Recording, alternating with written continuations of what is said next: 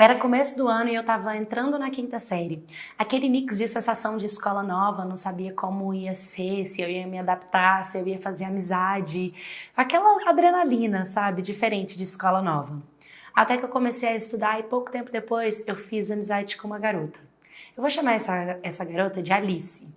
Alice, ela era muito parecida comigo em muitos aspectos. A gente virou amiga, sim, muita amiga, e a gente se deu muito bem, e passava os recreios juntos, e compartilhava coisas juntas. E com o passar dos anos, todas as salas de aula que eu ia entrando, a gente caía na mesma sala. E a gente começou a frequentar a casa uma da outra. Ela chamava meus pais de tia, eu chamava os pais dela de tia também. Apesar de que essa minha amiga, ela era criada só pela mãe dela. E a mãe dela era mãe solteira, então sempre estava com pessoas diferentes dentro da casa dela. Eu lembro que uma vez ela compartilhou comigo que não gostava muito, porque quando ela começava a gostar de um padrasto, quando ela estava começando a aceitar ele, a mãe dele aparecia com outro.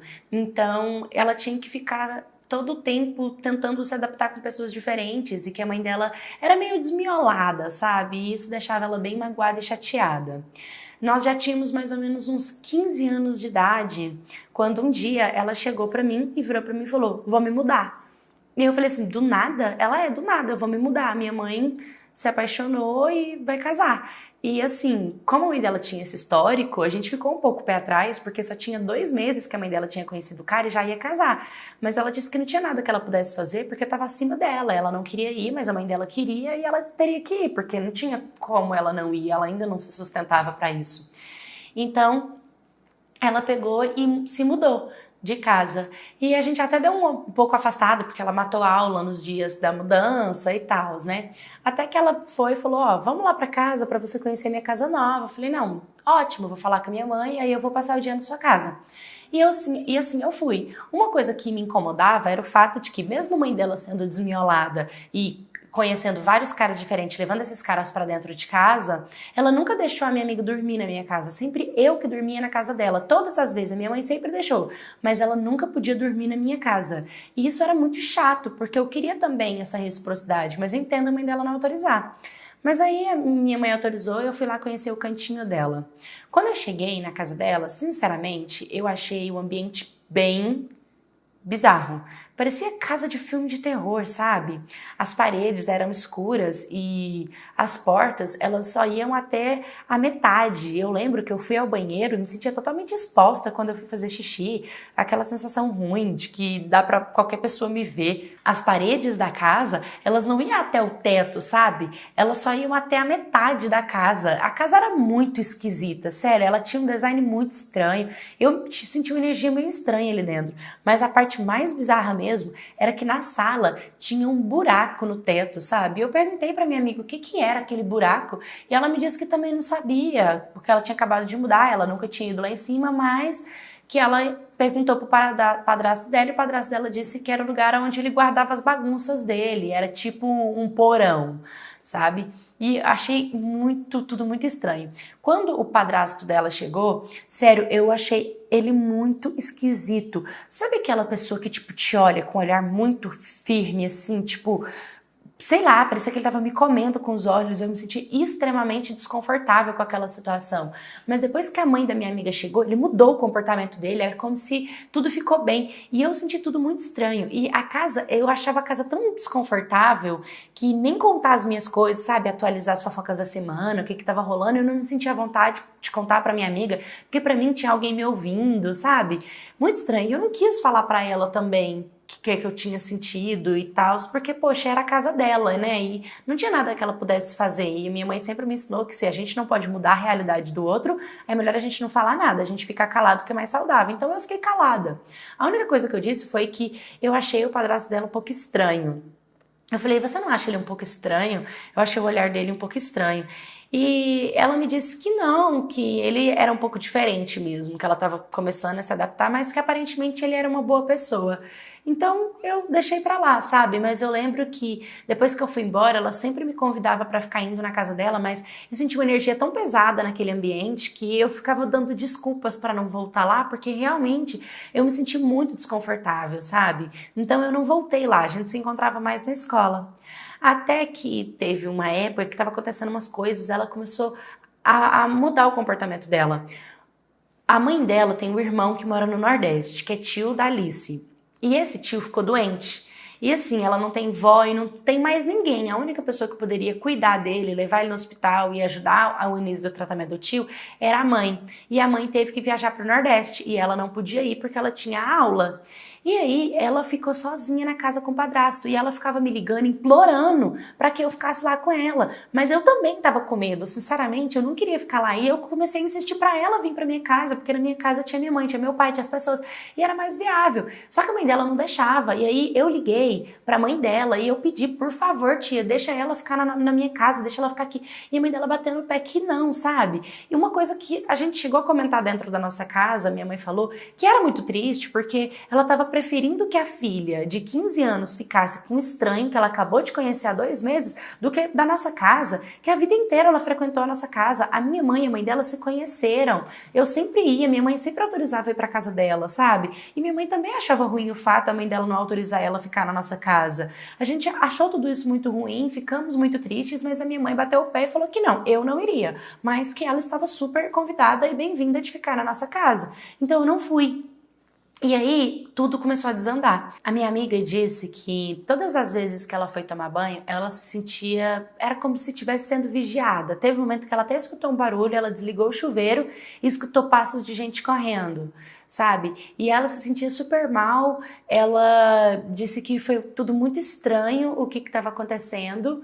E teve um dia que ela disse que estava no quarto dela e quando ela olhou para aquele buraco da casa, ela viu o padrasto dela lá em cima, sabe? E tipo, ela achou tudo aquilo muito estranho, ela tava morrendo de medo de ficar lá e ela disse que sentia que ele ficava tipo observando ela, vigiando ela, olhando para ela.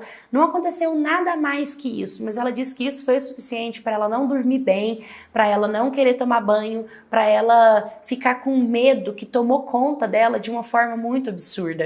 Quando a mãe dela chegou de viagem, ela se sentiu bem mais aliviada que a mãe dela tinha voltado e era mais tranquilo para ela, né?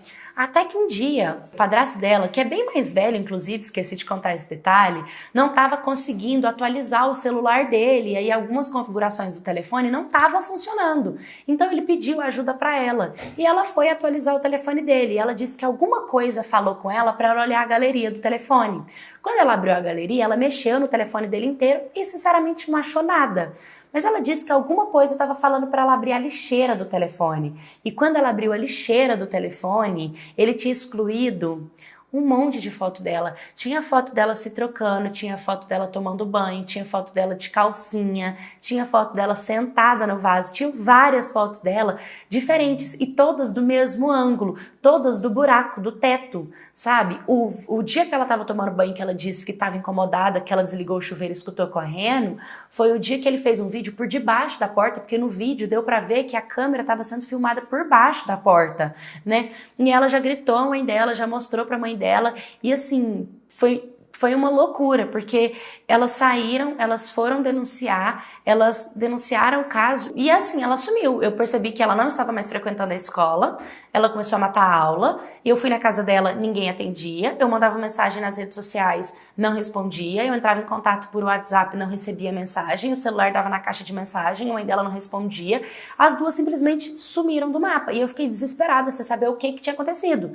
De repente eu recebi uma mensagem depois de um mês, mais ou menos, de um número de WhatsApp totalmente diferente. Ela disse que era ela, mas ela implorou para que eu não passasse esse número para ninguém e pediu para que eu mantesse sigilo que eu estava entrando em contato, que ela estava entrando em contato. E aí ela foi me contar o que aconteceu, que é isso que eu tô contando para vocês. E assim, foi muito difícil, porque ali eu vi que eu perdi a minha amiga totalmente. Por mais que a mãe dela tenha apoiado ela se sentia muito culpada, ela se sentia suja, ela falava que ela estava com nojo dela mesma, ela não conseguia olhar pra frente, ela não conseguia ver alegria e felicidade, ela disse que se sentiu super exposta, ela estava se sentindo muito mal, e por mais que eu tentava falar pra ela, cara, a culpa não é sua, você foi só uma vítima, ela também tinha aquele peso, sabe, que tipo, poxa, minha mãe colocou tanto homem dentro de casa, ela nunca teve cuidado comigo, isso, e eu tentava fazer ela entender que a mãe dela também foi vítima nessa situação, que a mãe dela também não sabia que isso estava para acontecer, mas ela foi ficando assim cada vez pior, e aquela menina radiante, alegre, feliz, a minha amiga, ela já não existia mais, ela entrou num poço de depressão muito profunda e eu queria muito salvar a minha amiga e nada que eu fazia estava na minha altura, sabe, de fazer, até que aconteceu uma coisa muito pior que piorou o quadro dela, que foi quando eles foram atrás desse padrasto, né, para falarem com ele, porque ele também estava sumido, ele estava perdido, fazia tempo que ninguém conseguia ver ele. Entraram na casa dele e encontraram uma corda e ele simplesmente se matou. Então, por ele ter tirado a própria vida dele, e ele deixou uma carta pedindo perdão para a última esposa dele, que no caso era a mãe da minha amiga, e pedindo perdão, falando que ele era problemático, que ele era doente, que a vida inteira ele foi assim, que o que aconteceu, a denúncia delas fez ele perceber que ele realmente era sujo e ele não merecia viver, porque ele já tinha feito coisas para outras pessoas e ele queria provar de que ele estava errado tirando a própria vida, porque ele não merecia a vida, ele merecia a morte. E quando a minha amiga ficou sabendo que ela teve, digamos, uma responsabilidade no ato de suicídio desse, ela ficou muito pior, e aí ela começou a chorar, ela desejava muito que ele fosse preso, que ele pagasse, que ele, sabe, mas ela achava que a morte não, a morte estava acima do desejo dela, ela queria que ele pagasse em vida, que ele fosse preso, que ele aprendesse, que ele se arrependesse, mas não que ele tirasse a própria vida. E isso fez ela sentir um peso maior ainda de culpa, e aí ela se culpava por tudo, e ela começou a entrar num quadro depressivo muito decadente, e ela começou a se afogar dentro dessa depressão, e nada que falasse ou que fizesse era suficiente para fazer ela entender que ela não era culpada. E a mãe dela começou a ter que fazer vários tipos de tratamento com ela, e assim, foi muito difícil. Hoje, eu e a Alice, nós ainda somos amigas, não como éramos antigamente, porque ela nunca mais voltou a ser a mesma. Hoje eu tenho 27 anos, essa história aconteceu há mais de uma década, porque nós éramos adolescentes. Eu nunca desisti dela, eu sempre mandei mensagem não só para ela, como para a mãe dela, eu sempre falei que eu estava ali, eu sempre me dediquei, sempre mostrei pra ela, sabe? Sempre me prontifiquei a encontrar com ela, a escutar ela, a abraçar ela, a cuidar dela, a ouvir ela, sabe? E por um período bem longo, eu também me culpava, porque eu achava que eu poderia ter feito alguma coisa, que eu poderia ter falado pra ela como aquilo era estranho, mas eu sei que a culpa não é minha, sabe? E muitas vezes ela também me disse que podia ter me ouvido, que aquele dia na minha casa, que eu fui na casa dela, eu falei que o padrasto dela era estranho e ela não acreditou em mim. Então assim, tudo que aconteceu de ruim, ela levou pra ela, então ela não houve o abuso com a penetração, houve o assédio e a exposição, mas mesmo assim pra ela foi tão profundo, foi tão ruim, que ela entrou no quadro muito triste, né? Então atualmente a gente conversa, eu tento mostrar pra ela o lado bom, mas ela sempre volta assim, eu não falo nesse assunto por nada, eu evito ao máximo. Ela ficou com trauma de homem, ela ficou com trauma de relacionamento, e depois de muitos e muitos anos, né, ela conseguiu conhecer um cara que conseguiu ouvir todos os traumas dela, ouvir toda a história dela e não julgar. E de pouco a pouco ele conseguiu ir conquistando ela, e ela foi assim se curando, mas ela ainda não está 100% curada. A gente não fala nesse assunto de jeito nenhum, eu evito ao máximo falar sobre isso com ela. E hoje eu sou mãe, eu vivo uma maternidade solo, e essa história fez eu olhar pra minha maternidade com outros olhos, porque se eu quero sair, conhecer alguém, paquerar, namorar, eu faço isso da porta pra fora, eu não coloco homens dentro da minha casa, porque se tio, primo, vô, pai, já é perigoso, a gente já escuta histórias tristes, imagina um estranho.